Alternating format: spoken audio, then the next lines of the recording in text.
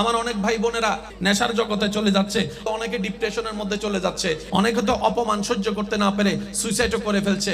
মনে রাখবেন, এই পৃথিবীতে এমন অনেক ফেল করা রাজত্বওয়ালা মানুষ আছে যাদেরকে গোল্ডেন এ প্লাস পানেওয়ালা ছাত্ররাই স্যালুট দিয়ে বাধ্য। আমার কথা কি কেউ কষ্ট নিচ্ছেন? আমি আপনাকে গোল্ডেন এ প্লাস পাইতে নিষেধ করছি না। আমি বলতে চাচ্ছি, অঙ্কে, বাংলা, ইংরেজিতে বিষয়ে গোল্ডেন এ প্লাস পাওয়ার চাইতেও বড় এ প্লাস হচ্ছে আল্লাহর রহমতের দরবার থেকে এ প্লাস পাওয়া। আপনি মানুষ হিসেবে এ প্লাস পেয়ে দেখান, চরিত্রগতভাবে এ প্লাস পেয়ে দেখান, মা বাবার সন্তান হিসেবে এ প্লাস পেয়ে দেখান, বড় ভাই হিসেবে আপনি এ প্লাস পেয়ে দেখান, আপনি একজন স্বামী হিসেবে এ প্লাস পেয়ে দেখান, আপনি একজন বউ হিসেবে এ প্লাস পেয়ে দেখান, আপনি একজন রবের বান্দা হিসেবে এ প্লাস পেয়ে দেখান।